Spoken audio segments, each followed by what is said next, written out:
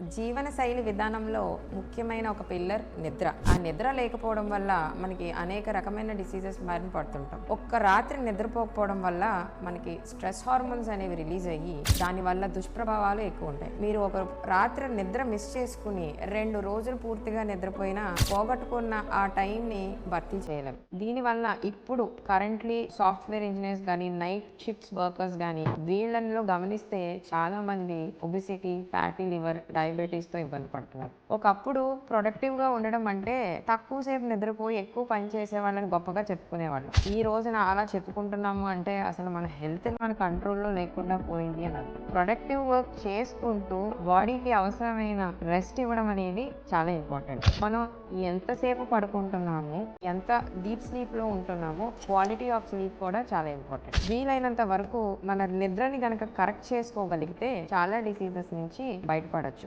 Alzheimer's లాంటి diseases లేదా memory problems కానీ కాన్సన్ట్రేషన్ ఎబిలిటీస్ ఇవన్నీ కూడా నిద్రతో లింక్ అయి ఉంటాయి. The good sleep you have, the healthier life you will have. Thank you.